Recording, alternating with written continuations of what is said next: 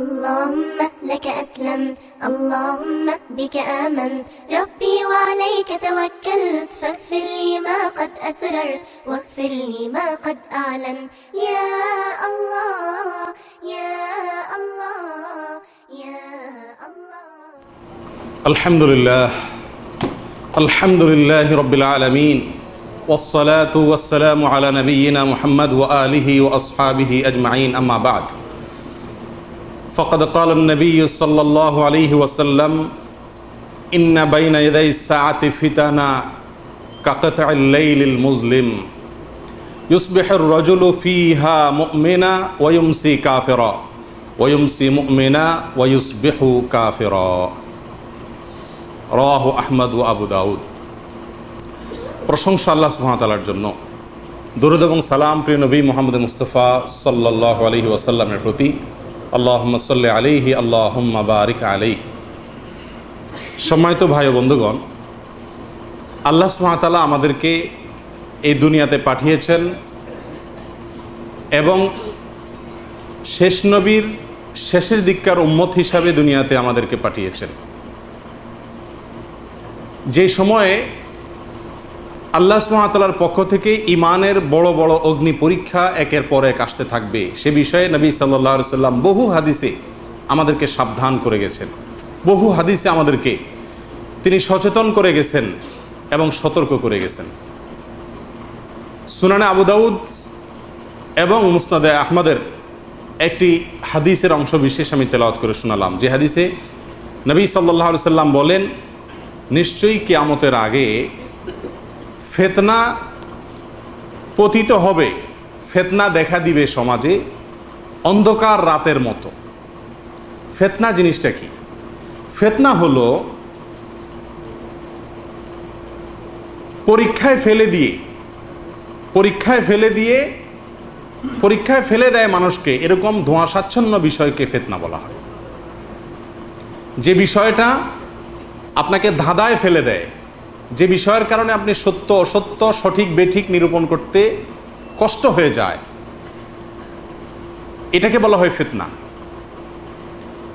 এই ফিতনা বা পরীক্ষা, এটা কিয়ামতের আগে বৃষ্টির ফোঁটার মতো সমাজে এই সমস্ত ফিতনা সৃষ্টি হবে, গজাবে, দেখা দিবে। এবং এই ফিতনার ফলে নবী সাল্লাল্লাহু আলাইহি সাল্লাম বলেন, ইউসবিহুর রাজুলু ফিহা মুমিনা ওয়া ইউমসি কাফিরা। একজন মানুষ সকালবেলায় মুমিন হিসেবে ঘুম থেকে জাগ্রত হবে, উঠবেন, অথচ তিনি সন্ধ্যার সময় কাফের হয়ে যাবেন। অর্থাৎ ঈমান এতটাই টলমল হয়ে যাবে যে ফিতনায় পা দিয়ে, ফাঁদে পা দিয়ে নিজের ঈমান হারা হয়ে যাবেন। এরকম ভয়াবহ পরিস্থিতি কিয়ামতের আগে সৃষ্টি হবে। সম্মানিত ভাইয়েরা, আমাদের দেশে বিশেষ করে আমার মনে হয় অন্য অনেক দেশের চাইতে ফিতনা, ফাসাদ, অনাচার, ইসলামের নামে নানামুখী ঈমান বিধ্বংসী কার্যক্রম, উদ্যোগ, এগুলো ব্যাঙের ছাতার মতো আমাদের সমাজে গজায়।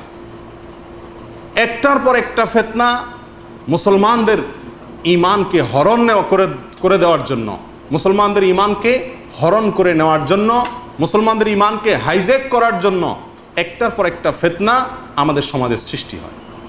এই সমস্ত ফিতনায় অনেক মানুষ বিচলিত হয়ে যায়, অনেক মানুষের পদস্খলন হয়ে যায়, অনেক মানুষ সেই ফিতনায় পা দিয়ে ধ্বংসের অতল তলে চলে যায়।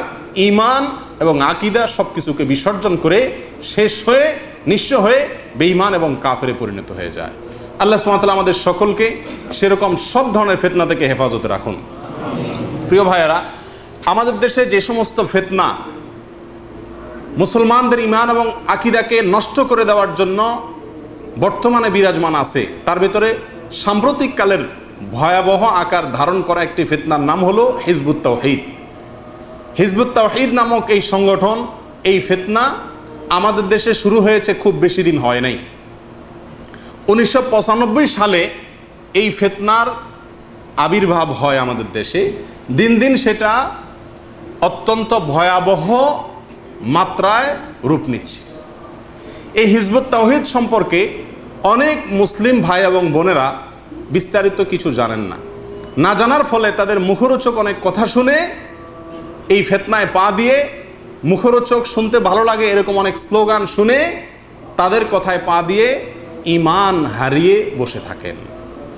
প্রিয় ভাইয়েরা, সেজন্য আমরা আজকে হিজবুত তাওহীদের কিছু কার্যক্রম, তাদের কিছু কর্মকাণ্ড, তাদের কিছু পরিচয় আমরা আজকে তুলে ধরার চেষ্টা করব ইনশাআল্লাহ, যাতে করে আমরা এদের সম্পর্কে সচেতন হতে পারি, সাবধান হতে পারি, সমাজের মানুষকে সাবধান করতে পারি। ওয়ামা তৌফিকি ইল্লা বিল্লাহ। প্রিয় ভাইয়েরা, খ্রিস্টানদের একটা মাস্টার প্ল্যান, একটা সুদূর প্রসারী পরিকল্পনা, যেটা তারা 1978 সালে করেছিল। তারা খ্রিস্টান মিশনারিগুলো বাংলাদেশের ব্যাপারে তাদের একটা বড় পরিকল্পনা আছে। সেটা হলো 1978 সালের পরিকল্পনা অনুযায়ী তাদের টার্গেট হলো 2015 সালের ভিতরে বাংলাদেশে 5 কোটি মানুষকে খ্রিস্টান বানানো, 5 কোটি মুসলমানকে খ্রিস্টান ধর্মে রূপান্তরিত করা,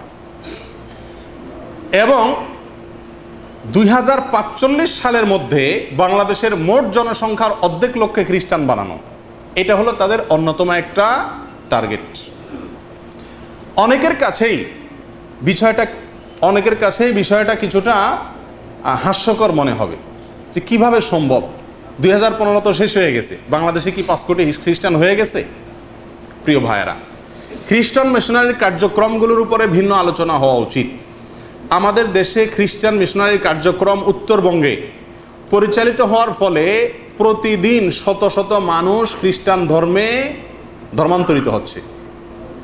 গরিব অভাবী মানুষকে তারা বিভিন্ন ধরনের লোভ দিয়ে, টোপ দিয়ে তাদেরকে ইসলাম থেকে বের করে খ্রিস্টান ধর্মে দীক্ষিত করাচ্ছে, মোরতাদ হয়ে যাচ্ছে।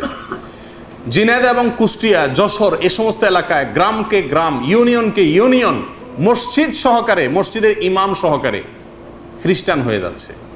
ঢাকা শহরের বাড়িধারার মতো জায়গায়, গুরুত্বপূর্ণ জায়গায় বিশাল বড় আবাসন প্রকল্প তারা করেছে। যারা মোরতাদ হয় তাদেরকে এখানে থাকার উন্নত ব্যবস্থা করা হয়। পার্বত্য অঞ্চলে হাজার হাজার লক্ষ লক্ষ মানুষকে খ্রিস্টান করে ফেলেছে।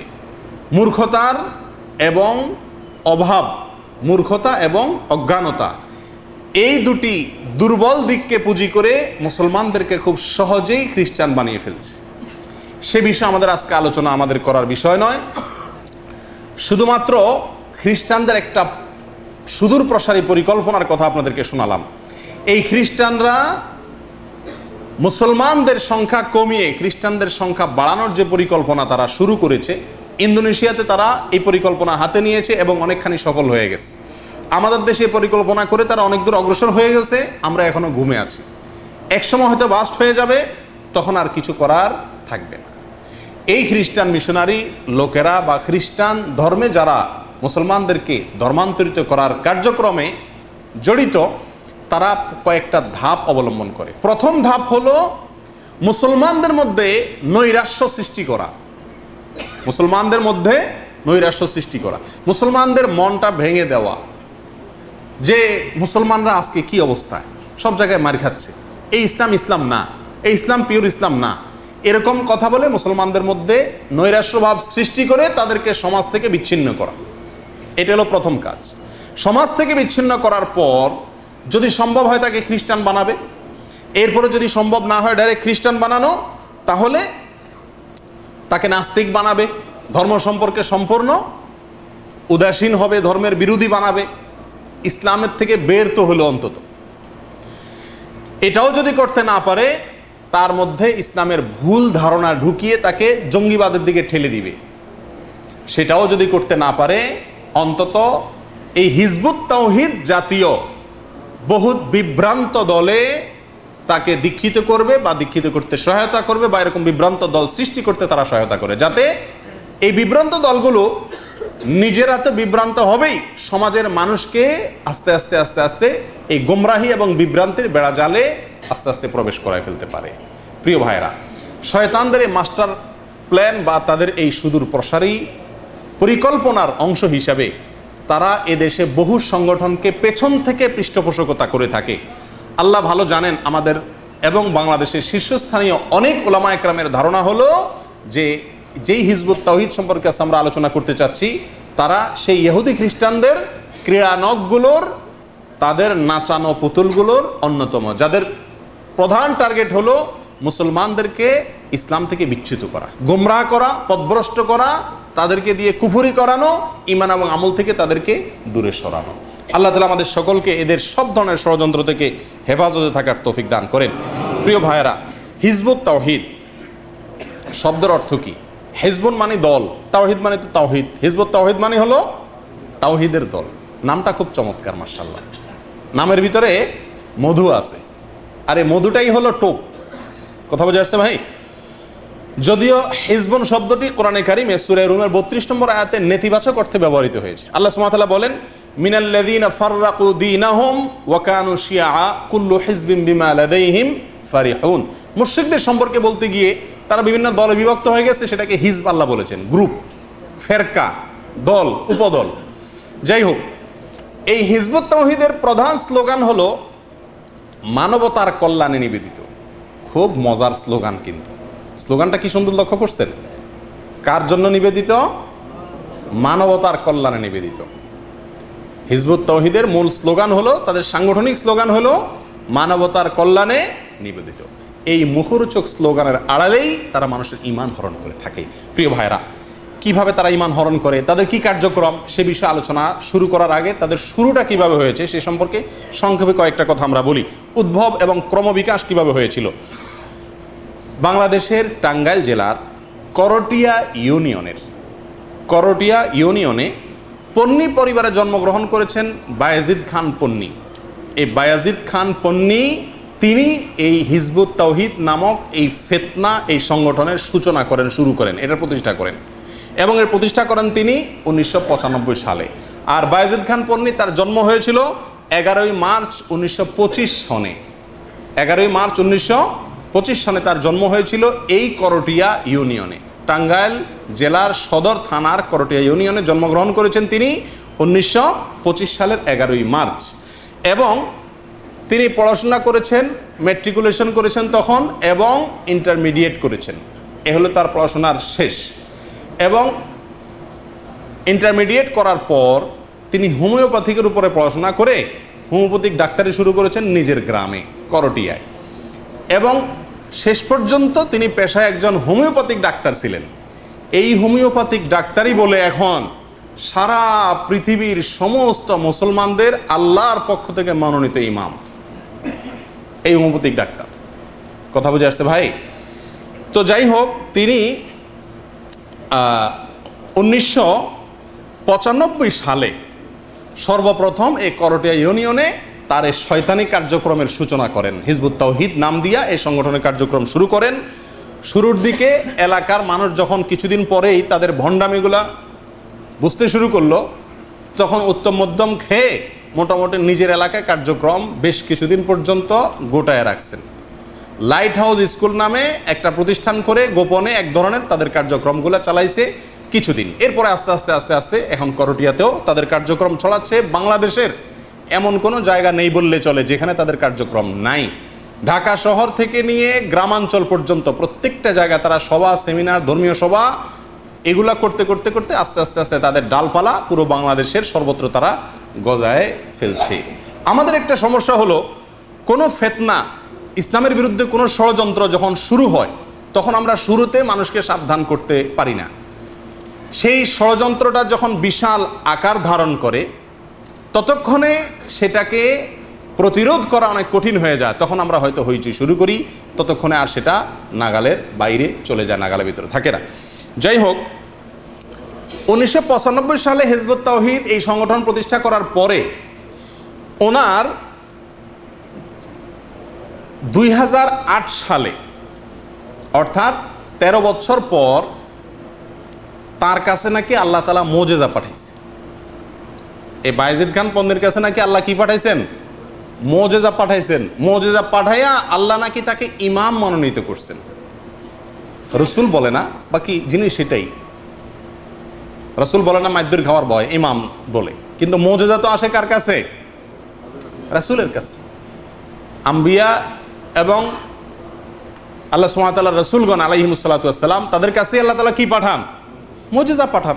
তো তিনি দাবি করেছেন যে 2008 সালে নাকি আল্লাহ তাআলা তার কাছে মুজিজা পাঠাইছেন, পাঠাইয়া তাকে জমানার এই যুগের সারা পৃথিবীর মুসলমানদের নেতা নিযুক্ত করছেন। কথা বুঝে আসছে ভাই?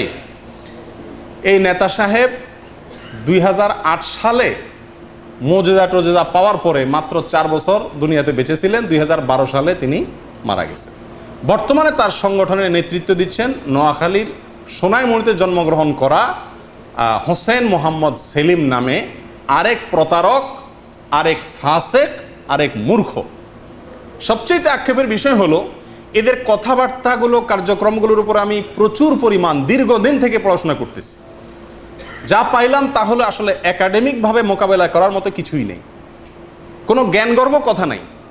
এই বায়েজিদ খান পন্নী যিনি নিজেকে জমানার ইমাম দাবি করছেন, ইমাম, জমানার ইমাম তো দূরের কথা, মহল্লার মসজিদের ইমাম হওয়াও দূরের কথা, মহল্লার মসজিদের মুয়াজ্জিন হওয়ার যোগ্যতাটুকুও তার ভিতরে ছিল না। আজানের শব্দগুলোও তিনি সহি করে উচ্চারণ করতে পারতেন না।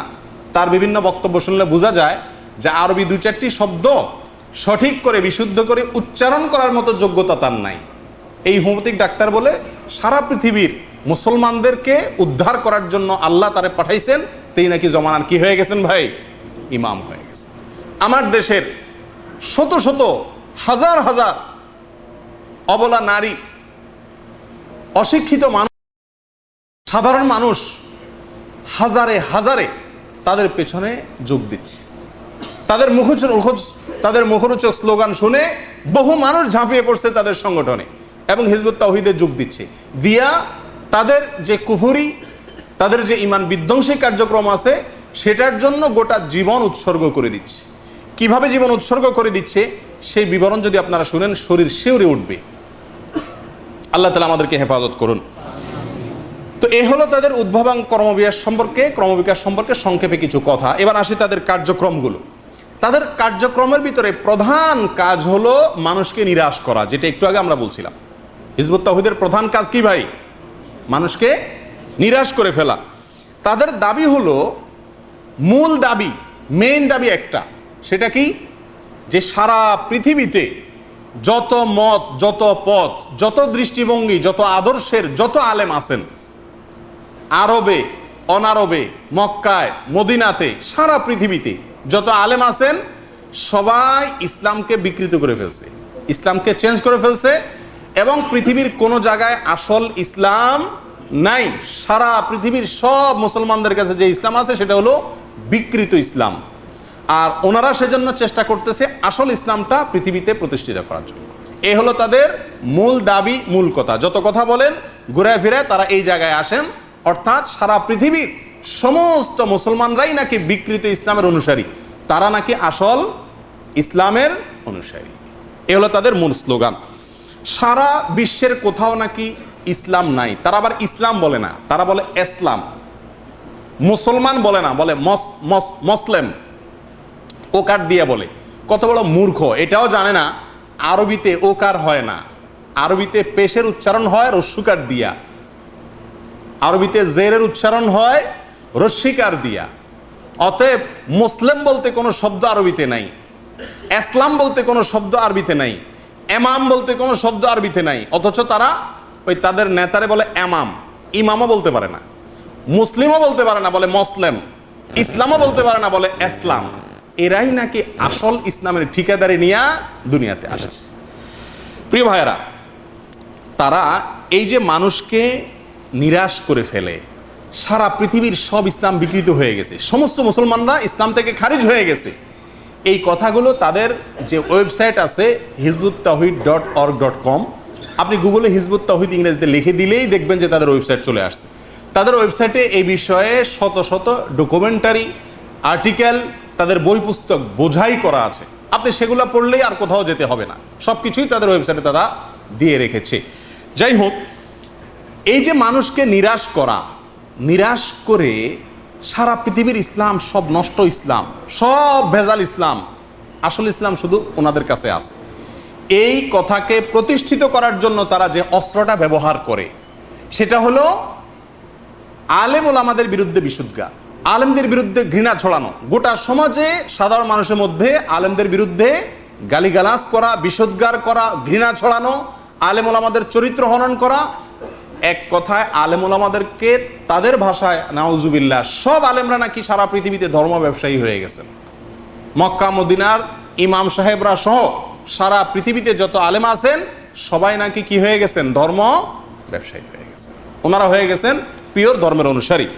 যাই হোক, তারা মানুষকে এই ধরনের টনিক দিয়া, এই ধরনের দাওয়াই গিলায়া নিজেরা বর্তমান জমানার মুসলমানদেরকে রক্ষা করার জন্য আল্লাহর পক্ষ থেকে তারা আসছেন, তাদের জমানার ইমাম আসছেন, এই কথাটাকে প্রতিষ্ঠিত করে সমাজের মানুষকে অন্য জায়গায় নিরাশ করে উদ্দেশ্য হলো তাদের দিকে কি করা? টেনে আনা, যে আমরাই আসল ইসলামের ঠিকাদার এবং আমরাই রক্ষা করব গোটা দুনিয়াকে। প্রিয় ভাইয়েরা, তাদের সমস্ত কথার খোলাসা এটাই যে হুজুররা বা আলেম ওলামারাই হলেন সকল সর্বনাশের মূল। আমি আশ্চর্য হয়েছি তাদের বক্তব্য, তাদের লেখনী, তাদের বই পুস্তক, তাদের প্রবন্ধ, তাদের নিবন্ধ, তাদের আলোচনা, তাদের সভা, তাদের সেমিনার, সব কিছুকে অ্যানালাইসিস করলে আপনি দেখতে পাবেন আমাদের দেশে নাস্তিকরা, সেকুলাররা আলেম ওলামাদের চরিত্র হননে সবচেয়ে অগ্রসর বলে আমরা জানতাম। আলেমদেরকে গালি ছাড়া সাধারণ ভাষায় কথা বলতেও জানে না আমাদের দেশের এক শ্রেণীর নাস্তিক এবং সেকুলাররা। সেই ঠিকাদারিটা এখন হিজবুত তাওহীদের লোকেরা নিচ্ছে, বরং তারা নাস্তিক এবং সেকুলারদের চাইতে এক কাঠি অগ্রসর। তারা বরং কয়েক ধাপ এগিয়ে আলেম ওলামাদের চরিত্র হননে। ধর্ম ব্যবসায়ী ছাড়া কোনো আলেমকে তারা নাম উল্লেখ করতে জানে না। প্রিয় ভাইরা, তাদের বক্তব্যের খোলাসা হলো যে আলেম ওলামাদের হাত থেকে ইসলামকে উদ্ধার করতে হবে, উদ্ধার করে তাদের যে ইমাম বায়েজিদ খান পন্নী তার হাতে বায়াত নিতে হবে, অথবা সে মরে গেলে তার যে এখন স্থলাভিষিক্ত দাড়ি মোছ কিছুই নাই, আপনার পেটে পাড়া দিলে আরবি দু চারটি শব্দ বের হবে কিনা সন্দেহ আছে, এই হোসেন মোহাম্মদ সেলিম এই ফাসেকের হাতে নাকি সারা পৃথিবীর মুসলমানদেরকে বায়াত নিতে হবে। কথা বোঝা আসছে ভাই? এই ফাসেক রাষ্ট্রবিজ্ঞানে পড়াশোনা করছে বিশ্ববিদ্যালয়ে, কোনো মাদ্রাসার বারান্দাও জীবনে যায় নাই, আরবিটুকুও জানে না, কোরআন হাদিস বুঝাতে পরের কথা, তার হাতে নাকি সবার কি হত করতে হবে? বায়াত নিতে হবে। এ হলো তাদের কার্যক্রমের মূল কথা। তারা মনে করে পৃথিবীতে কেউ আর মুসলমান নাই, আমরা যারা আছি সারা পৃথিবীতে যত হিজবুত তাওহীদের বাহিরে যারা আছেন, সালাফি গায়রে সালাফি, হানাফি গায়রে হানাফি, আহলে হাদিস গায়রে আহলে হাদিস, যত রকম মুসলমান সারা পৃথিবীতে আছে সবাই নাকি ইসলাম থেকে বের হয়ে গেছে। সবাই ইসলাম থেকে কি হয়ে গেছে ভাই? বের হয়ে গেছে। আমার বক্তব্য না, তাদের অনেকগুলো বই আছে, তার ভিতরে একটা বই আমি ইন্টারনেট থেকে প্রিন্ট করে নিছি, তাদের পুরা বইটাই প্রিন্ট করছি, এ হলো কভার পেজ। এই বইতে, যে বইটার নাম হলো ইসলামের প্রকৃত রূপরেখা, ইসলামের প্রকৃত রূপরেখা, এই বইয়ের 11 থেকে 14 নম্বর পৃষ্ঠায়, 11 থেকে 14 নম্বর পৃষ্ঠায় আজকের পৃথিবীতে যে ইসলাম প্রচলিত আছে মুসলমানদের মধ্যে, কোরআন হাদিস, এটাকে ওনারা তুলনা করেছেন একটা ছক করে। এই ছকের মধ্যে দুটা ঘর করছেন, এক ঘরে তারা বর্তমান জমানায় প্রচলিত যে ইসলাম আছে সারা পৃথিবীতে এটাকে, আর আরেকটা ছকে ওনারা যে আসল ইসলামের পথে মানুষকে আহ্বান করেন সেই ইসলামকে এক পাশে দাঁড় করেছেন।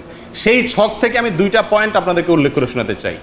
11 নম্বর পৃষ্ঠার একটা পয়েন্ট, যেখানে ছক নম্বর 1-এর ভিতরে তারা বলেছেন, আমি কোট করে বলছি একেবারে তাদের হুবহু ভাষা, তারা বলছেন আল্লাহর রসুলের প্রকৃত ইসলাম ও মুসলিম, তারা তো ইসলাম আর মুসলিম বলতে পারে না বা বলে না, আল্লাহর রসুলের প্রকৃত ইসলাম ও মুসলিম জাতি, এটার সংখ্যা বর্তমান পৃথিবীতে মাত্র 5 লাখের মতো বলে।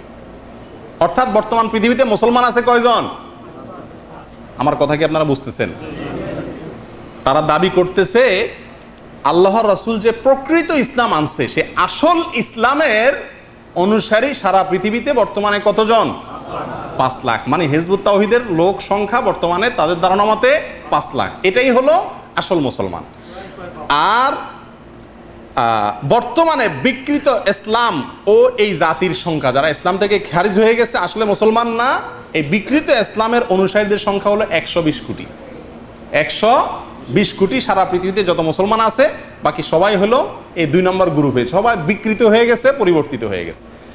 ভাই, আসল, খাঁটি এই শব্দগুলো যারা ভেজাল তারা একটু বেশি ব্যবহার করে। লক্ষ্য করছেন, বিভিন্ন জিনিসপত্র কিনতে গেলে, তেল টেল ইত্যাদি কিনতে গেলে বেশি বেশি খাঁটি, বেশি বেশি আসল, অরিজিনাল এই কথাগুলো যেটা বলে, বুঝতে হয় যে এদের ভিতরে কি আছে, গাপলা আছে। যে আসল সে আসল আসল বলে কি করতে হয় না, চিৎকার করতে হয় না, সবাই বুঝে নেয় যে সে আসল। যে নকল সে আরো বেশি করে বড় করে লেখা দেয়, আমার এটা হলো কি আসল পণ্য। তো এদের অবস্থা হচ্ছে সেরকম। যাই হোক, এ হলো তাদের একটা পয়েন্ট। পয়েন্ট নম্বর 2, 14 নম্বর ছকে, 14 নম্বর ছকে যেটা 14 নম্বর পৃষ্ঠায় আছে এই বইয়ের, ইসলামের প্রকৃত রূপরেখা, এই বইয়ের 14 নম্বর ছকে তারা কি বলে শুনেন। সেখানে বলতেছে, আল্লাহর রসুলের ইসলাম যে জাতি গঠন করেছিল সে জাতির চরিত্রের সর্বপ্রধান বৈশিষ্ট্য ছিল তারা যোদ্ধা চরিত্রের। বলেন নাউজুবিল্লাহ। নবী সাল্লাল্লাহু আলাইহি সাল্লাম যেই ইসলাম দুনিয়াতে নিয়ে এসেছেন, সেই ইসলামের আসল অনুসারীরা নাকি সব ছিল যোদ্ধা চরিত্রের, মারামারি কাটাকাটি করা লোক। কথা বুঝে আসছে?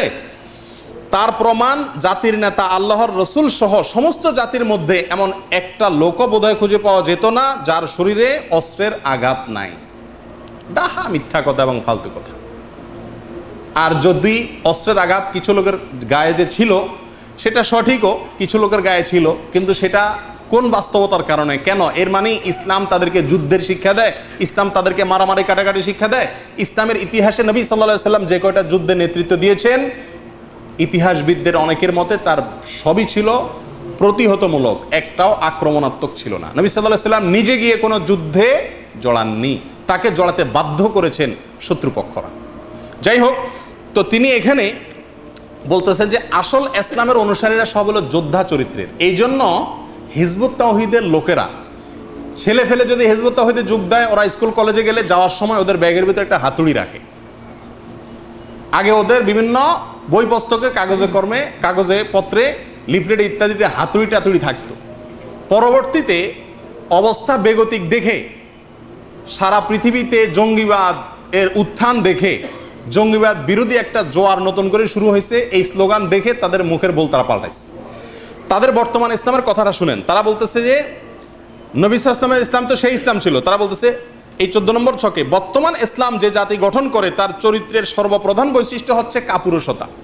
অর্থাৎ এখন যে আমাদের সারা পৃথিবীতে ইসলাম আছে, এই ইসলামের অনুসারী মুসলমানদের সবাই নাকি কি কাপুরুষ।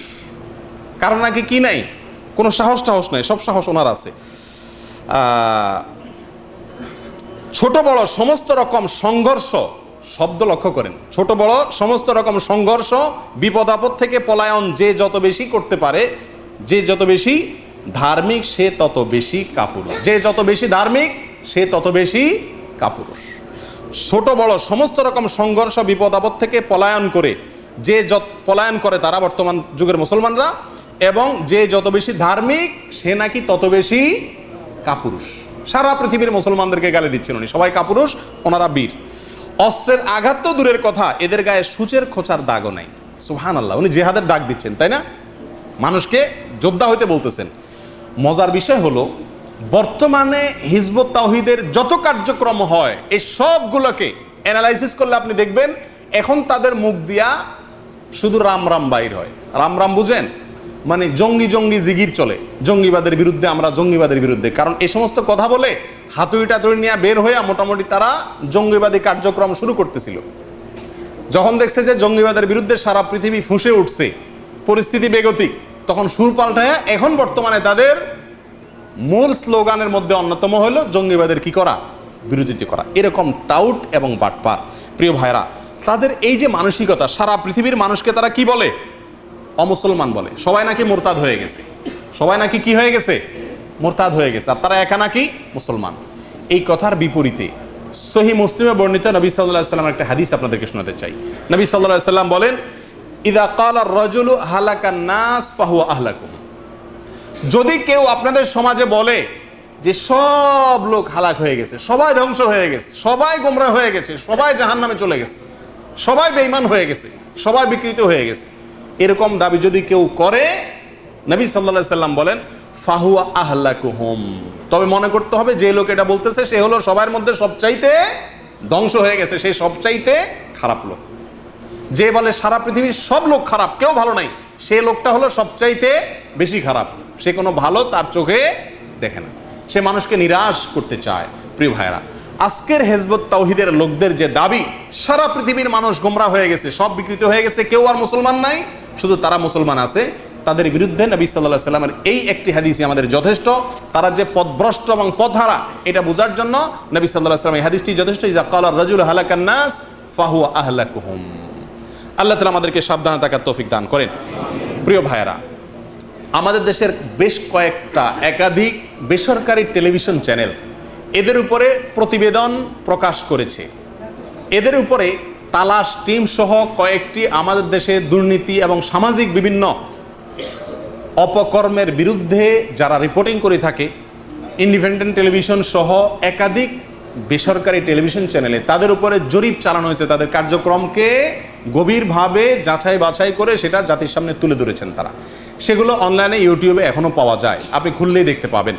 সেখানে যা দেখানো হয়েছে একটা জরিপে, তার খোলাসা হলো হিজবুত তাওহীদের অনুসরণ করার পর, ওই দলে যোগ দেওয়ার পর যদি সেই দলের কার্যক্রম করতে বাধা দেয় অথবা সহায়তা না করে আপন বাপ আপন মা, তবে সেই আপন বাপ মাকে পরিত্যাগ করা তাদের ধর্মে কি আছে? জায়েজ আছে। কথা বুঝে আসছে? শুধু জায়েজই আছে না, তারা পরিত্যাগ করে চলে যায়। মহিলাকে যদি তার স্বামী বাধা দেয় তাহলে সে মহিলা ওই স্বামীকে ছেড়ে কি চলে যায়, রড এবং হাতুড়ির সাথে থাকে, কথা বললেই মায়ের শুরু হবে। একাধিক চ্যানেলে রিপোর্ট করেছে, বেশ কয়েকটা জেলাতে দেখানো হয়েছে যে মহিলারা পালায় গিয়া স্বামীর ঘর, ছেলে মেয়ে, বাপ মা সব রেখে চলে গেছে হিজবুত তাওহীদের লোকদের সাথে, এবং তাদের সাক্ষাৎকার নেওয়া হয়েছে। তারা বলে যে আমরা প্রকৃত ইসলাম বাস্তবায়ন করার জন্য ইমামুজ্জামামের নেতৃত্বে আমরা কাজ করতেছি, আর যারা এই কাজে বাধা দিবে তাদেরকে পরিত্যাগ করতে হবে, এ হলো তাদের ইসলাম। আর আমাদেরকে ইসলাম শিক্ষা দেয় যদি বাপ মা অমুসলমান হয়, মুশরিক হয়, কাফেরও হয়, তবুও বাপ মাকে কি করা যাবে না? ত্যাগ করা যাবে না। প্রিয় ভাইরা, এই হিজবুত তাওহীদের লোকেরা আপনার তাদের যে কার্যক্রম সমূহ তার ভিতরে দ্বিতীয় যেটি, সেটি হলো মসজিদে যেতে নিষেধ করে। তারা কি নিষেধ করে ভাই? তারা বাধা দেয়। তারা বলে যে কেউ মসজিদে যাবেন না। বর্তমান পৃথিবীতে কোনো মসজিদে নামাজ নাকি হয় না, কোনো মসজিদে যেয়ে কি করা যাবে না? নামাজ পড়া যাবে না। যত ইমাম সাহেব আছেন সমস্ত ইমাম সাহেবরা নাকি ইসলাম থেকে খারিজ হয়ে গেছেন, সেই জন্য তাদের পিছনে কি করা যাবে না? নামাজ পড়া যাবে না। তারা কোনো মসজিদে এসে নামাজ পড়ে না। তারা সে নামাজের আবার আলাদা স্টাইল আছে, সেটা বলতেছি পরে। তাদের নামাজ হয় তাদের নিজস্ব আস্তানায়, গোপনে। কোনো মসজিদে গিয়ে তারা নামাজ পড়ে না এবং পড়তে মানুষকে কি করে? বাধা দেয়।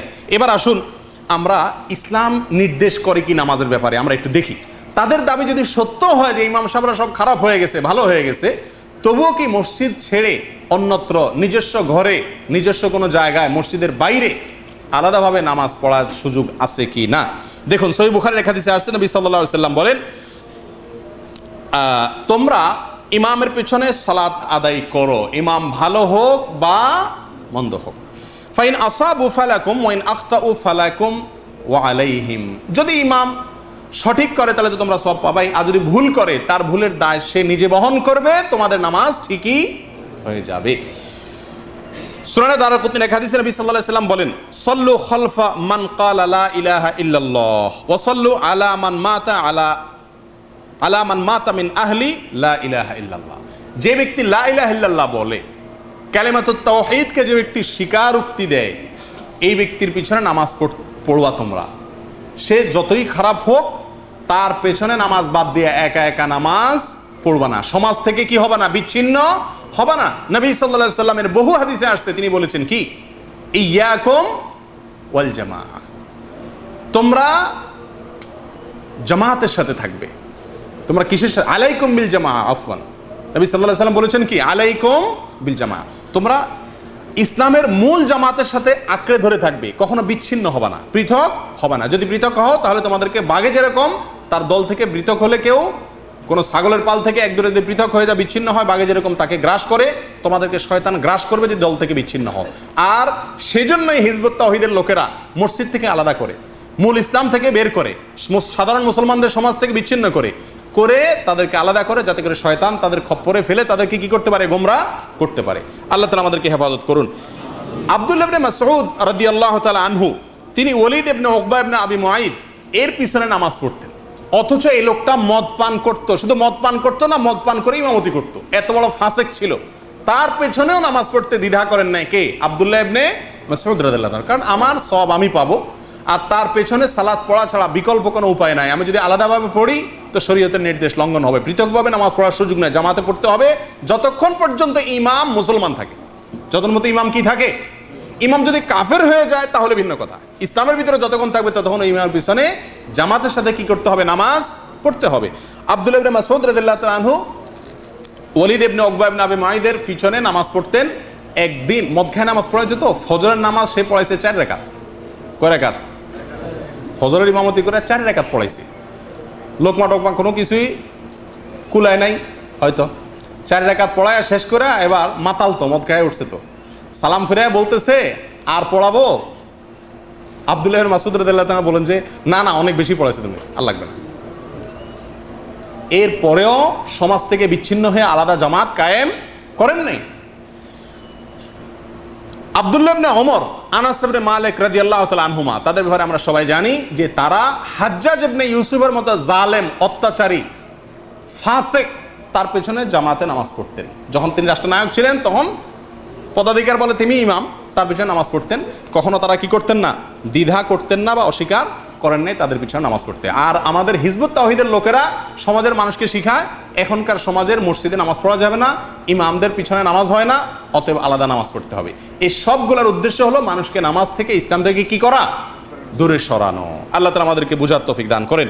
প্রিয় ভাই, তাদের 3 নম্বর দাবি হলো, তৃতীয় কার্যক্রমের এক অংশ হলো তারা বায়েজিদ খান পন্নীকে ইমাম হিসাবে দাবি করে এবং সাব্যস্ত করার জন্য চেষ্টা করে। তারা বলে হিজবুত তাওহীদের যে ওয়েবসাইট আছে, তাদের অফিসিয়াল ওয়েবসাইট, সেই ওয়েবসাইটের ভিতরে মাননীয় এমামুজ্জামান এই বিষয়ের অধীনে রচিত জামানার ইমাম শব্দের অর্থ কি, এরকম একটা প্রবন্ধ আছে। সেই প্রবন্ধের শেষ প্যারায় লেখা আছে, কাজেই এই সময়ে যারা মোমেন মুসলিম হতে চায়, আপনারা যারা মোমেন মুসলমান হইতে চান, আল্লাহর সঠিক দিক নির্দেশনা হেদায়া লাভ করতে চায়, তাদের এমামুজ্জামানের আনুগত্য ছাড়া মুক্তি নাই, জাহান্নাম থেকে বাঁচা যাবে না। কার কথা মানতে হবে? এমামুজ্জামানের, কোরআন হাদিস না। আনুগত্য করতে হবে কার? এমামুজ্জামানের। শুধু তাই নয়, তাদের আরেক প্রবন্ধে লেখা আছে, সারা বিশ্বের মুসলিমদের আল্লাহ মনোনীত নেতা হলেন এমামুজ্জামান। এই যুগের নেতা পন্নী, বায়েজিদ খান পন্নী, তার আনুগত্য করা, তার নির্দেশ মানা বলে ফরজ। তার নির্দেশ মানা কি? ফরজ। প্রিয় ভাইরা, এখানেই শেষ নয়। তিনি দাবি করেছেন তার কাছে নাকি মুজিজা আসছে। দাবি করছেন কি? মুজিজা আসছে। একটা ভিডিও ক্লিপ পাওয়া যায়, তাদের ওয়েবসাইটেও আছে, ইউটিউবে আপনি সার্চ দিলে বোঝাই পেয়ে যাবেন, অনেক চ্যানেলে আছে এবং এটা টেলিভিশনে, ইন্ডিপেন্ডেন্ট টিভিতে প্রচারিতও হয়েছে। সেই ভিডিও ক্লিপে তিনি বলতেছেন, বায়েজিদ খান পন্নী কি লক্ষ্য করেন, তিনি বলেন, তার কথাটা পরে আসছি, তিনি বলেন যে আল্লাহ সুবহানাহু ওয়া তাআলা তাকে নাকি সত্য দিয়ে দুনিয়াতে মনোনীত করছেন। আল্লাহ কি করছেন? মনোনীত। আল্লাহ মনোনীত করছেন, মনোনয়ন দিচ্ছেন। আল্লাহ মনোনয়ন দেয় নবীদেরকে, রাসূলদেরকে না, আর কাউকে মনোনয়ন দেওয়ার কোনো সিস্টেম আছে? আল্লাহ নাকি তাকে কি দিছে? মনোনয়ন দিছে। তারা বলে যে এটা আমাদের দাবি না, এটা আমাদের মুখের দাবি না। আমরা যে আমাদের নেতা বায়েজিদ খান পন্নীরে বলতেছি আল্লাহর পক্ষ থেকে মনোনীত ইমাম তিনি, এটা আমাদের মুখের দাবি না। আল্লাহ নিজেই 2টি বিরাট মুজিজা ঘটিয়ে তাকে সত্যায়ন করেছেন। এই এমামুজ্জামান নামক প্রবন্ধ তাদের ওয়েবসাইটে, এর ভিতরে এই কথাটাও লেখা আছে যে আল্লাহ নাকি নিজে 2টা বিরাট মুজিজা দিয়া ওই লোকটা যে আল্লাহর পক্ষ থেকে মনোনীত হয়েছে এটা নাকি কি করছেন? প্রমাণ করছেন। এবং সেই মুজিজার উপরে তাদের ডকুমেন্টারিও আছে। তার একটা মুজিজা নিয়ে আমরা কিছু কথা বলবো আপনাদেরকে, বড় হাস্যকর একটা মুজিজা হলো, তারা বলে কোন লোক যদি হিজবুত তাওহীদে যোগ দেয়, সেই লোক মারা গেলে নাকি একটা সময় পর্যন্ত তার লাশ কি হয় না, কোনো পরিবর্তন হয় না। মানুষ মারা গেলে লাশ এটা শক্ত হয় না, পচে গলে দুর্গন্ধ হয় না, তাদের লাশ নাকি কি পচে না। একটা ভিডিও ক্লিপ তৈরি করছে, ভিডিও ক্লিপে আজকালকার যুগে আপনার লাশ দেখায় বললো যে এই লাশটা হয়তো মারা গেছে 1 ঘন্টা আগে, বললো যে এই লাশটা আজ 3 দিন ধরে মারা গেছে, দেখেন এই যে হাত নড়তেছে, দেখায় তারা। ভিডিও ক্লিপটা আমি দেখছি, ভিডিও ক্লিপে তারা দেখায়, ডকুমেন্টারিতে প্রামাণ্য চিত্রে তারা দেখায় যে এই যে হাত নাড়া দেখতেছে, দেখছেন নরম। একজনে জিজ্ঞেস করে শক্ত হয়েছে, কোন আর শক্ত হয় নাই। এই সমস্ত তামাশার ভিডিও করে সেগুলা ছড়ায় দিচ্ছে, আর সাধারণ মানুষ দেখে যে তাই তো। তাহলে এরা যে হক, আল্লাহর যে পক্ষ থেকে মনোনীত ইমাম, নবীদের কাছে যেরকম মুজিজা আসে, এই শয়তানের কাছে বলে মুজিজা আসছে, তার দলে যোগ দিলে তারা মারা গেলে তাদের শরীরে কি হয় না, পরিবর্তন একটা দীর্ঘ সময় পর্যন্ত বলে আসে না। এ হলো তার কি মুজিজা। প্রিয় ভাইয়েরা, এবার পন্নী সাহেবের নিজস্ব বক্তব্য যেটা, তার সে বক্তব্য আপনি শুনেন। সে বলতেছে শুধু মুজিজা পাইছে তা নয়, নাউজুবিল্লাহ, বিভিন্ন নবী রাসূলরা নাকি তাদের দায়িত্ব পালন করে ব্যর্থ হয়েছে। সে বলতেছে যেখানে অনেক নবী রাসূল মহাসত্য পেয়েও ব্যর্থ হয়েছেন, সেখানে আমি কে? এরপরে কিছু দূর গ্যাপ আছে, তারপরে এসে তার কথার আরেক অংশ, সেটা এই দিনে, এই মুজিজার দিন আল্লাহর রহমে আল্লাহ অবসান করে দিলেন যে করো হবে। মানে নবী রাসূলরা যেখানে ব্যর্থ হয়ে গেছেন, পারে নাই, আল্লাহ তারে বলছে তুমি করো হবে, মানে সে পারবে। কি বুঝলেন? নবী রাসূলদের চাইতেও উনি 1 ডিগ্রি উপরে, নাউজুবিল্লাহ। যাই হোক, অথচ আল্লাহ সুবহানাহু ওয়া তাআলা কোরআনে কারীমে বলেন ওয়া মা কানা লিবাশারিন আন ইউকাল্লিমাহুল্লাহু ইল্লা ওয়াহয়ান আও মিন ওয়ারাই হিজাব আও ইউরসিলা রাসূলান ফায়ুহি বিইযনিহি মা ইয়াশা। আল্লাহর সঙ্গে কথা বলা, এটার সিস্টেম পদ্ধতি কি? আল্লাহ বলেন যে হয়তো কাউকে আল্লাহ ইলহাম করবেন, অন্তরে কোনো কথা ঢেলে দিবেন, অথবা পর্দার আড়াল থেকে কথা বলবেন, যেমন মুসা আলাইহিস সালাম বলেছেন, অথবা আল্লাহ তাআলা দূত পাঠাবেন, ফেরেশতা পাঠাবেন, তিনি এসে কথা বলবেন, তার মাধ্যমে কথা বলবেন। এই 3টা পদ্ধতি আছে। প্রথম পদ্ধতিটা নবী এবং রাসূলদের কাছ থেকে সত্যায়িত হতে হয়। কেউ যদি বলে আমার কাছে আল্লাহ ইলহাম করছে এই জিনিসটা, তাহলে সেটা সত্যায়িত হবে কোরআন এবং সুন্নাহ দ্বারা। যদি কোনো নবী রাসূল থেকে, আল্লাহর আসমানি কিতাব থেকে সত্যায়িত না হয়, তাহলে বুঝতে হবে সে আরো বড় ভণ্ড। ঠিক না বেঠিক? কারণ সেটা যদি যে কেউ যদি বলে আমার কাছে ইলহাম হয়েছে, আর সেটা যদি সত্য ধরা হয়, তাহলে তো আমরা যে কেউ বলতে পারি যে আমার কাছে ইলহাম হয়েছে, বায়েজিদ খান পন্নীরে ধরে পিটাইতে হবে। এ দাবি আমি করতে পারি কি পারি না? প্রিয় ভাইয়েরা, অতএব এটা তাদের সম্পূর্ণ ভণ্ডামি। আর আল্লাহর নবী সাল্লাল্লাহু আলাইহি সাল্লাম শেষ নবী ছিলেন, তারপর আর কোন নবী আসার সুযোগ আছে ভাই? আনা খাতামুন নবিয়্যিন লা নাবিয়্যা বাদি। নবী সাল্লাল্লাহু আলাইহি সাল্লাম বলেন আমি শেষ নবী, আমার পরে আর কোন নবী আসার সুযোগ অবকাশ নাই। নবী সাল্লাল্লাহু আলাইহি সাল্লাম সহিহ বুখারীর হাদিসে বলেন ওয়ালা তাকুমুস সাআ হাত্তা ইউবআথ দাজ্জালুনা কাযাবুনা করিবা মিন 30 কুল্লুহুম ইয়াজামু আন্নাহু রাসূলুল্লাহ। কিয়ামত ততক্ষণ পর্যন্ত দুনিয়াতে হবে না যতক্ষণ না পৃথিবীতে 30 জন মিথ্যুকের আগমন হবে, সবাই দাবি করবে তারা কি আল্লাহর রাসূল ছিল। এই বায়েজিদ খান পন্নী হিজবুত তাওহীদের প্রতিষ্ঠাতা, সেও দাবি করে আল্লাহ নাকি তারে কি করছেন, মনোনয়ন করছে। রাসূল বলে না মাইর খাওয়ার ভয়, বলে জমানার ইমাম হিসেবে মনোনয়ন দিছে, এবং 2টা মুজিজা দিছে আল্লাহ, যেটা নবী রাসূলদের দিয়ে থাকে। আল্লাহ তাআলা আমাদেরকে এদের এই শয়তানি থেকে বেঁচে থাকার তৌফিক দান করেন। প্রিয় ভাইরা, এদের কার্যক্রমের ভিতরে আরেকটা হলো কোরআনকে বিকৃত করা। কোরআনকে বিকৃত করা কিরকম? কোরআনে আয়াতগুলাকে, এক জায়গার আয়াতকে আরেক জায়গায় ফিট করে, এক জায়গার এক অর্থকে অন্য অর্থে রূপান্তরিত করে, কোরআনকে বিকৃত করে তারা, এবং করে মানুষকে বিভ্রান্ত করে। তার মধ্যে থেকে একটা অন্যতম বিকৃতি হলো, তাদের সবচেয়ে বড় দাবিগুলোর একটা হলো সারা বাংলাদেশ সহ, মক্কা মদিনা সহ সারা পৃথিবীর আলেমরা সব ধর্ম ব্যবসায়ী হয়ে গেছেন। কিভাবে ধর্ম ব্যবসায়ী হয়েছেন? সবাই ইমামতি করে বেতন নেয়, মাদ্রাসা শিক্ষকতা করে বেতন নেয়, ওয়াজ নসিহত করে হাদিয়া তোফা নেয়, ঝাড়ফুঁক করে টাকা পয়সা নেন। এর কারণে তারা নাকি সবাই আল্লাহর কালাম বিক্রি করে খাচ্ছে, আল্লাহর আয়াত বিক্রি করে খাচ্ছে। অথচ আল্লাহ সূরা বাকারার কয়েক আয়াতে, সূরা ইয়াসিনের 21 নম্বর আয়াতে, সূরা সাদের একটি আয়াতে আল্লাহ সুবহানাহু ওয়া তাআলা ভৎসনা করেছেন যারা আল্লাহর আয়াত বেচে খায় তাদের। তারা বলে আলেমরা এই যে ইমামতি করে ইত্যাদি করে খাচ্ছেন, এগুলো নাকি সব আল্লাহর আয়াত কি করা, বিক্রি করে খাওয়া। প্রিয় ভাইয়েরা, এটা হলো কোরআন বিকৃতি। এই সমস্ত আয়াতগুলোর অনেকগুলোর প্রেক্ষাপট হলো ইহুদিদের বিষয়। তারা সমাজের প্রভাবশালী লোকরা টাকা পয়সা দিলে একরকমের ফয়সালা করতো, আল্লাহর দেওয়া আসমানি কিতাব তাদের কাছে যেটা ছিল সেটার আলোকে। আবার গরিব অভাবী লোক যদি কোনো একই অন্যায় করতো, তার ব্যাপারে ফয়সালা করতো আরেকটা। এই ছিল তাদের আল্লাহ আয়াত বিক্রি করার একটা নমুনা। সেটার ভৎসনা আল্লাহ তাআলা করেছেন। আর সেটারে তারা খাটায় কোথায়? আমাদের আলেমদের উপরে, ইমামদের উপরে, ওলামা একরামের উপরে, সব শ্রেণীর আলেমদের উপরে। প্রিয় ভাইয়েরা, এই হলো হিজবুত তাওহীদের কার্যক্রমের অংশ, যে তারা কোরআনকে বিকৃতি করে। আমরা যদি এবার দেখি যে আসলে ইমামতি করে বা ইসলামের এই সমস্ত খেদমত করে বেতন নেওয়া, ভাতা নেওয়া জায়েজ আছে কিনা, অনেক লম্বা চড়া আলোচনা করা যায়। সংক্ষেপে আমরা 2-3টা কথা উল্লেখ করতে পারি, যেগুলো শুনলে আপনারা বুঝতে পারবেন এরা ওলামা একরামের বিরুদ্ধে বীতশ্রদ্ধ ভাব সৃষ্টি করে, ওলামা একরামদের বিরুদ্ধে বিষোদ্গার করে, ওলামা একরামদের ব্যাপারে ঘৃণা ছড়িয়ে সমাজের মানুষকে ইসলাম থেকে দূরে সরাতে চায়। অথচ ইসলাম কি বলে দেখুন, সহিহ বুখারীর বিখ্যাত একটা হাদিস আসছে, মুসলিমও আসছে, সাহাবা একরামের একটি জমাত কোথাও যাচ্ছিলেন, প্রতিমধ্যে তারা যাত্রা বিরতি করলেন, সেখানকার এলাকার স্থানীয় দলনেতা যিনি তাকে সাপে কামড়ালো। তারা এসে সাহাবীদের মধ্যে ওঝা তালাশ করলো। এক সাহাবী বললেন যে হ্যাঁ আমি সাপের বিষ নামাইতে পারি। তখন সেই সাহাবী যায় সূরা ফাতিহা পড়ে ফু দিলেন, তার সাপের বিষ নেমে গেল। তার আগে তিনি চুক্তি করছেন যে যদি বিষ নামাই দিতে পারি এতগুলা ছাগল দিবা। তারা দিয়েছে, ছাগলগুলো তিনি নিয়ে আসছেন। এখন সাহাবীদের মধ্যে দুইটা দল হয়ে গেছে। কিছু লোক বলতেছেন যে এই তুমি কোরআন পড়ে ফু দিলা, এর বিনিময়ে ছাগল আনছো, এটা কিভাবে জায়েজ হবে? কোরআন বেচা খাওয়ান তো জায়েজ নাই। এই হিজবুত তাওহীদের মতো এই হিজবুত তাওহীদের লোকেরা যে কথাটা বলে। অপর কিছু লোক বললেন যে না, এটা জায়েজ হবে। পরবর্তী তারা যখন নবী সাল্লাল্লাহু আলাইহি ওয়াসাল্লামের কাছে গেলেন, নবী সাল্লাল্লাহু আলাইহি ওয়াসাল্লাম তাদেরকে লক্ষ্য করে বললেন, ইন্না আহাক্কা মা আখাযতুম আলাইহি আজরান কিতাবুল্লাহ, বুখারীর হাদিস।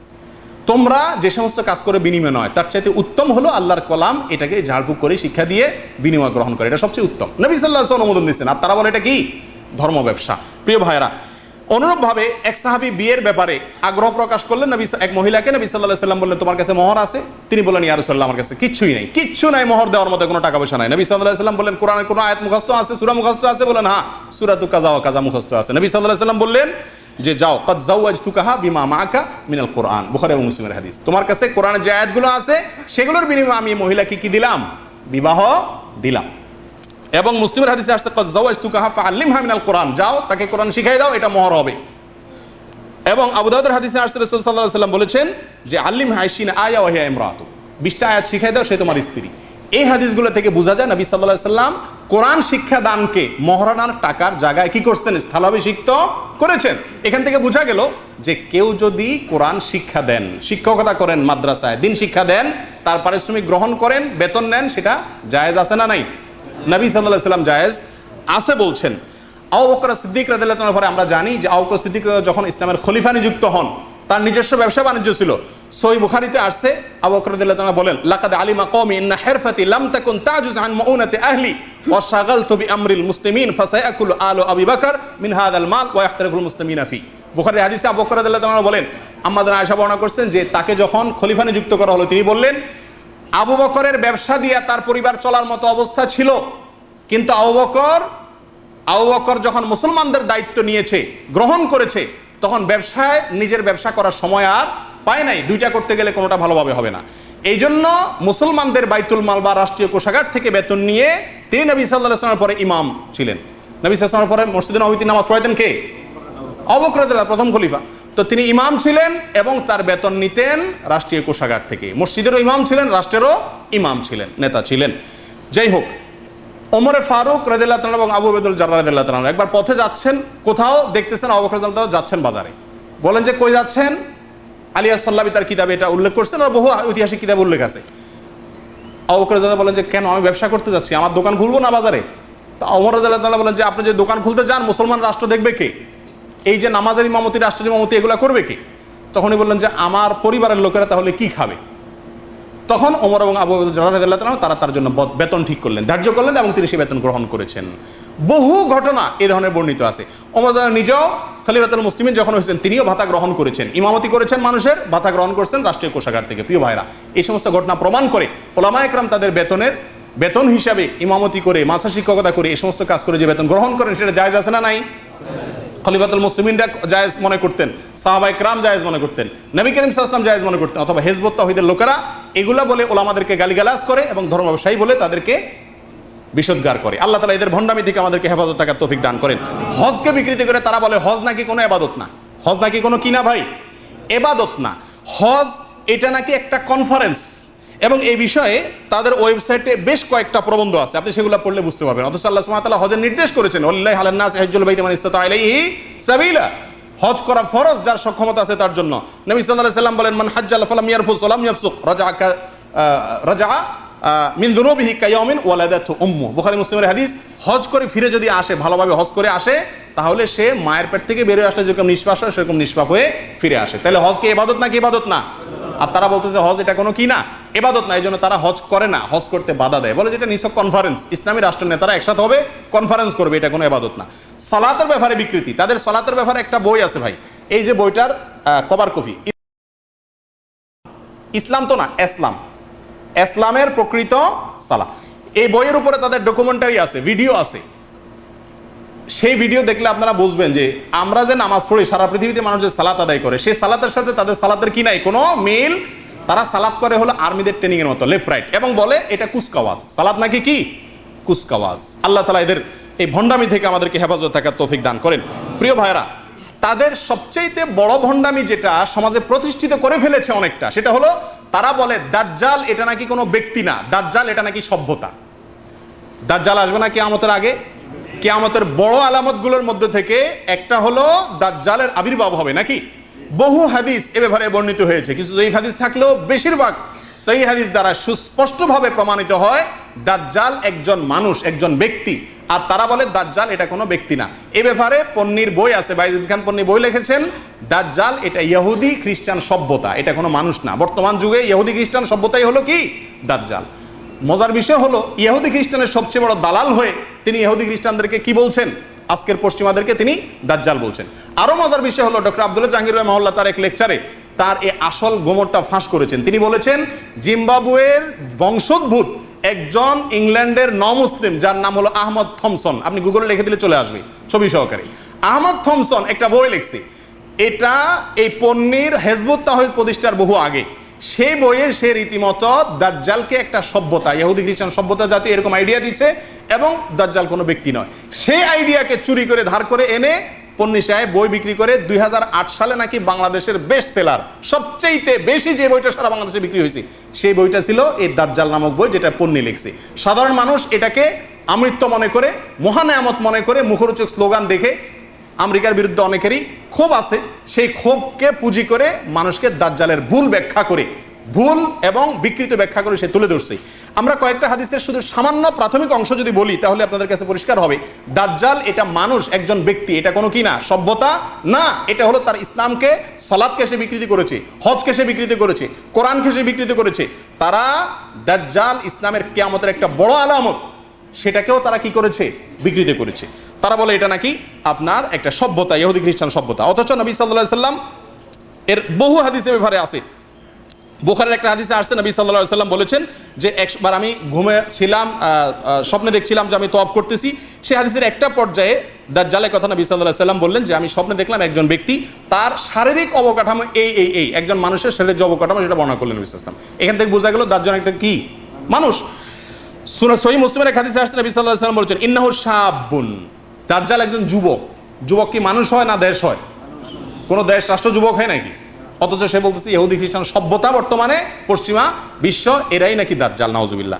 আর নবী সাল্লাল্লাহু আলাইহি ওয়াসাল্লাম বলছেন তারা শাব, যুবক ছিল, দাজ্জাল হলো একজন যুবক। কাতাতুন আইনাইহি, কাতাতুন তার চুল এলোমেলো এবং তার চোখের কিছু বিবরণ নবী সাল্লাল্লাহু আলাইহি ওয়াসাল্লাম এখানে দিয়েছেন। অন্য এক হাদিসে আবু দাউদে আসছে, নবী সাল্লাল্লাহু আলাইহি ওয়াসাল্লাম বলেন ইন্না মাসিহাদ দাজ্জাল রাজুলুন কাসীরুন, একটা খাটো টাইপের লোক হবে সে, তার চোখ কেমন হবে, চুল কেমন হবে, অবয়ব কেমন হবে, সব পুরা দেহের গঠন নবী সাল্লাল্লাহু আলাইহি ওয়াসাল্লাম বর্ণনা করছেন। এখান থেকে বোঝা গেল দাজ্জাল কি সভ্যতা না মানুষ? অথচ তারা বলে দাজ্জাল কি সভ্যতা, এবং তাদের এই বইকে সারা বাংলাদেশে বেশ ভালোভাবে প্রতিষ্ঠিত করেছে শুধুমাত্র আমাদের মূর্খতাকে পুঁজি করে। নবী সাল্লাল্লাহু আলাইহি ওয়াসাল্লাম বুখারীর আরেক হাদিসে আসছে দাজ্জালের চোখে এই কপালে মাঝখানে লেখা থাকবে কাফের। এগুলো সবগুলো প্রমাণ করে যে সে দাজ্জাল একজন কি মানুষ ছিল। প্রিয় ভাইরা, তামিম দারির যে বিখ্যাত হাদিস আছে, একজন সাহাবী তামিম দারি, তিনি দাজ্জালের সঙ্গে সাক্ষাৎ করেছেন একটা ঘটনাচক্রে। নবী সাল্লাল্লাহু আলাইহি ওয়াসাল্লাম সহিহ মুসলিমের হাদিসে আসছে, সেটাকে সত্যায়ন করেছেন, এগুলো প্রমাণ করে দাজ্জাল একজন মানুষ ছিল। এবং ইবনুস সাইয়াদ নামে এক যুবক দাজ্জাল বলে সাহাবীদের শঙ্কা হয়েছিল, নবী সাল্লাল্লাহু আলাইহি ওয়াসাল্লাম দেখেছেন, পরে বললেন যে না, সে দাজ্জাল না, তাকে মারার জন্য উদ্যত হয়েছেন কয়েকজন। এই হাদিস থেকেও প্রমাণ করে যে দাজ্জাল একজন মানুষ হিসাবে আবির্ভূত হবে কিয়ামতের আগে। ইহুদি খ্রিস্টান সভ্যতা কি নয়, দাজ্জাল নয়। এই সমস্ত কথা বলে কেমন যেন সে ইসলামের অত্যন্ত মৌলিক বিষয়গুলোকে বিকৃত করে মানুষকে এখান থেকে বের করার অপচেষ্টা চালাইছে। এই হলো হিজবুত তাওহীদের মূল কার্যক্রম। তাদের আরেকটা ভয়াবহ আকীদা হলো সব ধর্ম ঠিক আছে। কি আছে ভাই? সব ধর্ম নাকি ঠিক আছে, ইসলাম শুধু না, সব ধর্মই কি আছে ঠিক আছে। আমি শুধু পড়ে শোনাই দিই যদি শেষের দিকে এসে। তারা বলে সনাতন ধর্ম নামে তাদের একটা ডকুমেন্টারি আছে, একটা প্রামাণ্য চিত্র আছে, এবং সনাতন ধর্ম নামে একটা বই আছে। আমি এগুলো সব ডাউনলোড করছি আমার কম্পিউটারে। আপনি যদি খুলেন সেগুলো পড়েন, আপনি হাসবেন না কাঁদবেন খুঁজে পাবেন না। সেই সনাতন ধর্ম নামের ডকুমেন্টারি ফিল্মে তারা লেখছেন যে তাদের পন্নী সাহেব তিনি বলতেন যে আমি প্রকৃত সনাতন ধর্মের অনুসারী। পন্নী সাহেব নিজেকে বলতেছেন তিনি প্রকৃত সনাতন ধর্মের অনুসারী।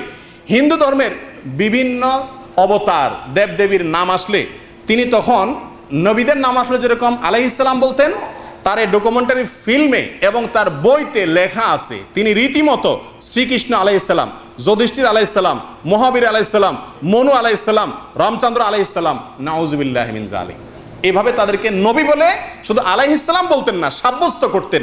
এবং ধর্মীয় সংকীর্ণতা থেকে বেরিয়ে আসুন, এই নামে, এই শিরোনামে একটা প্রবন্ধ আছে hizbuttawhid.org.com তাদের ওয়েবসাইটে। সেই প্রবন্ধের মধ্যে লেখা আছে যে তিনি জীবদ্দশা এবং ভিডিও করে, ভিডিও ক্লিপে দেখানো হয়েছে যে তার রেকে কোরআনের সাথে হিন্দু ধর্মের বিভিন্ন গ্রন্থ একসাথে রাখা ছিল এবং তিনি বলতেন এগুলা সবগুলাই নাকি আল্লাহর পক্ষ থেকে আসছে, শুধু কোরআন না, মহাভারত টারত যা আছে এই সবগুলাই নাকি কার পক্ষ থেকে আসছে? আল্লাহর পক্ষ থেকে আসছে। আমি বলতেছি না, আপনি চেক করে দেখেন তাদের ওয়েবসাইটগুলো। প্রিয় ভাইরা, তারা বলে শুধু কোরআন দিয়ে ফয়সালা করা যাবে না, সব ধর্মগ্রন্থ দিয়ে ফয়সালা করতে হবে। তাদের দুইটা মুখপত্র আছে, একটা ছিল দৈনিক দেশের পত্র, পরবর্তীতে এটা বন্ধ হওয়ার পরে এখন তাদের দৈনিক বজ্রশক্তি একটা পত্রিকা আছে। তাদের টার্গেট হলো যেদিন পত্রিকা বন্ধ থাকে, ঈদের সময় বিভিন্ন সময় পত্রিকা বন্ধ থাকে না, ওই সময় তারা পত্রিকা খুব ভালো করে বের করে। আমি নিজে এবার দেশে গেছি, আমি দেখি আমার আব্বা বাজার থেকে পত্রিকা কিনে আনছেন। আব্বা ডেইলি একটা পত্রিকা না কিনলে ওনার পেটের ভাত হজম হয় না, প্রতিদিন একটা পত্রিকা পড়তেই হয়। তো দেখি পত্রিকা নিয়ে আসছে, কি পত্রিকা আনছেন আব্বা? দেখি যে বজ্রশক্তি। আমি বললাম সর্বনাশ, কি আনছেন আপনি এটা টাকা দিয়া? তো এরা যেদিন পত্রিকা বন্ধ থাকে ওই দিনে বজ্রশক্তি পত্রিকা লক্ষ লক্ষ কপি ঢাকা শহরে সহ সমস্ত জেলাতে বিতরণ করে এবং সেখানে তাদের এই সমস্ত আকীদাগুলো, এই সমস্ত কুফরিগুলোকে প্রচার করে মুসলমানদের ঈমান হরণ করে চলেছে। প্রিয় ভাইরা, এই বজ্রশক্তির আগে যে দেশের পত্র ছিল, দৈনিক দেশের পত্র, এটা সাপ্তাহিক সংখ্যার 24তম সংখ্যার প্রচ্ছদে হিজবুত তাওহীদের এটা একটা মুখপত্র। সেখানে লেখা আছে যে শুধু কোরআন দিয়ে কি করা যাবে না, ফয়সালা করা যাবে না, বরং হিন্দু ধর্মের যত বই আছে কোরআন সবগুলো দিয়েই কি করতে হবে, ফয়সালা করতে হবে। প্রিয় ভাইরা, নূহ আলাইহিস সালামকে তারা বলে রাজা মনু, নাউজুবিল্লাহ। ইদ্রিস আলাইহিস সালামকে বলে উনি যুধিষ্ঠির, একই ব্যক্তি নাকি। ইব্রাহিম আলাইহিস সালামকেও এরকম একটা নাম দেয় তারা। যাই হোক, শ্রীকৃষ্ণ, বুদ্ধ, গৌতম বুদ্ধ, তাদের সবাইকে তারা মনে করেন আল্লাহর নবী ছিলেন নাকি তারা, নাউজুবিল্লাহ। আমার বক্তব্য নয়, তাদের ওয়েবসাইটে ধর্মগ্রন্থ শাস্ত্রের বিধানই মানুষকে শান্তি দিয়েছে, এই হলো শিরোনাম। এই প্রবন্ধ খুলে দেখেন, এখনই আপনি গুগলে ঢুকেন, আপনি দেখতে পাবেন। আমি গত বহুদিন পর্যন্ত পড়াশোনা করছি, প্রত্যেকটা তথ্যের একাধিক তথ্য তাদের বই থেকে পড়ে তারপর বলছি। হিজবুত তাওহীদের যে ওয়েবসাইট আছে সেখানে ধর্মগ্রন্থ শাস্ত্রের বিধানে মানুষকে শান্তি দিয়েছে, এই হলো প্রবন্ধের শিরোনাম। সেই প্রবন্ধে তারা লিখছে শ্রীকৃষ্ণ এবং বৌদ্ধদের গৌতম বুদ্ধ তারা উভয়ে কি ছিলেন, আল্লাহর নবী ছিলেন, নাউজুবিল্লাহ। প্রিয় ভাইরা, কত বলবো, বলে শেষ করা যাবে না। আমার আলোচনা একেবারে শেষ মুহূর্তে চলে আসছে। টুপি দাড়ি তারা এগুলাকে বলে ধর্মের পোশাক না, এগুলোর সাথে ধর্মের কোনো কি নাই, সম্পর্ক নাই। তাদের বর্তমান যে ইমাম মোহাম্মদ সেলিম, হোসেন মোহাম্মদ সেলিম, নোয়াখালীর সোনামণিতে জন্মগ্রহণ করছে। এই ফাসেক, দাড়ি দুড়ি কিছু নাই, টাকনোর নিচে প্যান্ট পরে, প্রত্যেকটা আলোচনায় পাশে মহিলা থাকে, বেপর্দা মহিলা, খোলামেলা ইসলাম তারা প্রচার করতেছে, প্রকৃত ইসলাম প্রচার করে, কথা বুঝে আসছে। এবং তাদের যে ইমাম ছিলে বাইজিদ খান পন্নী, তার ভিডিও ক্লিপ তাদের ওয়েবসাইটে আছে। সিগারেট খাইতো নিয়মিত, দোয়া ছাড়তো আর সিগারেট খাইতো। উনি সারা দুনিয়ার মুসলমানদেরকে কি করবেন, মুক্ত করবেন, সবাই কাফের হয়ে গেছে তারা ছাড়া। তো যাই হোক, এই যে বর্তমান ইমাম হোসেন মোহাম্মদ সেলিম তার ফেসবুক আইডিতে আলেমদের বিরুদ্ধে সব ধর্ম ব্যবসা, সব ইমামরা কাফের হয়ে গেছে, এসব লেখালেখির একটা পোস্টে গতকালকে আমি কমেন্ট করলাম। একজনে কমেন্ট করছে, করে বলছে যে আপনার দাড়ি কই, আপনি ইসলামের এত লম্বা লম্বা কথা বলেন। তখন সে এত নিকৃষ্ট ভাষা এটা সমালোচনা করে বলতেছে দাড়ি দিয়ে কি হবে, দাড়ি তো ছাগলেরও থাকে, আবু জলের থাকে, দাড়িটা কোনো এরকম ইসলামের কোনো সম্পর্কই নেই। তো সেখানে আমি একটা কমেন্ট করে আসছি, এখনো পর্যন্ত কোনো রিপ্লাই দেয় নাই। যাই হোক, তাদের ওয়েবসাইটে লেখা আছে দাড়ি টুপি ইত্যাদি এগুলোর সাথে ইসলামের কোনো কি নাই, সম্পর্ক নাই। নামাজের সাথে ইসলামের সম্পর্ক নাই, হজের সাথে ইসলামের সম্পর্ক নাই, আলেমদের সাথে ইসলামের সম্পর্ক নাই, দাড়ি টুপির সাথে ইসলামের সম্পর্ক নাই। ইসলামের সব সম্পর্ক হয়েছে বাইজিদ খান পন্নীর সাথে। আল্লাহ তাআলা এদের গুমরাহি থেকে আমাদেরকে হেফাজত থাকার তৌফিক দান করেন। প্রিয় ভাইরা, তারা ওই তাদের ওয়েবসাইটে আপনার ইসলাম শরীরে ধারণ করা যায় না, এ হলো প্রবন্ধের শিরোনাম। তাদের ওয়েবসাইটে একটা প্রবন্ধ আছে, ইসলাম শরীরে ধারণ করা যায় না। সেখানে বলছে, কোট করে বলছি, কোট, প্রকৃতপক্ষে দাড়ি টুপি পাগড়ি জুব্বার সাথে ইসলামের কোনো সম্পর্ক নাই। দাড়ির সাথে নাকি ইসলামের কোনো কি নাই, সম্পর্ক। নবী সাল্লাল্লাহু আলাইহি সাল্লামের বহু হাদিস সুস্পষ্টভাবে আছে, আফুল্লুহা, তোমরা দাড়ি লম্বা করো, দাড়িকে ছেড়ে দাও। আর তারা বলে দাড়ির সাথে কোনো কি নাই। নবী সাল্লাল্লাহু আলাইহি ওয়াসাল্লাম যেটা বলতেছেন, নির্দেশ করতেছেন, সেটার সাথে ইসলামের কি নাই, সম্পর্ক নাই। কারণ আনুগত্য তো করতে হবে ইমামুজ্জামানের, এটা ফরজ করছেন আল্লাহ, তারে মুজিজা দিয়েছেন আল্লাহ তাআলা, নাউজুবিল্লাহি মিন যালিক। প্রিয় ভাইয়েরা, তারা ওই যে বলছিলাম মনে করে আল্লাহর পক্ষ থেকে মর্যাদা পাইছে, মানুষ হিজবুত তাওহীদ করলে সে মরলে নাকি কি পচে না। এই ব্যাপারে ইন্ডিপেন্ডেন্ট টিভি একটা রিপোর্ট করেছে, তালাশ টিম তারা রিপোর্ট করে নোয়াখালী জেলার এক লোকের কাছে গেছে, সাইদ হোসেন মারা গেছে, তার ছেলে আব্দুল করিম মারা গেছে, আব্দুল করিমের ছেলে সাইদ হোসেনের বাসায় যায় তাদের ভিডিও ক্লিপ এগুলো ডকুমেন্টারি দেখায় তাদের এলাকার লোকজনকে জিজ্ঞেস করছে যে আসলে কি তাই মারা গেছে আর পচে নাই? তারা বলছে ডাহা মিথ্যা কথা, আমরা কিছুই জানি না। অথচ এগুলা বলে সাধারণ মানুষকে বিভ্রান্ত করে এবং নিরীহ মানুষ, অশিক্ষিত মানুষরা তাদের দলে দলে দলে ভিড়ে। প্রিয় ভাইয়েরা, নারী পুরুষ অবাধে মেলামেশা তাদের শরীয়তে জায়েজ আছে, বিড়ি সিগারেট তো জায়েজই আছে, তাদের ইমাম নিজেই বিড়ি খাইতেন এবং তারা দাড়ি টুপিকে ইসলামের পোশাক মনেই করে না। এমামুজ্জামানের বর্তমান মেয়ে রোফায়দা পন্নী, তিনি তাদের পত্রিকার উপদেষ্টা এবং সমস্ত প্রোগ্রামে তিনি মধ্যমণি, তিনি আলোচনা করেন, তিনি ইসলাম শিখান। এর রোফায়দা পন্নী মহিলা, পর্দা কিছু নাই, উনি এসে সবাইকে কি করেন? ইসলাম শিখান।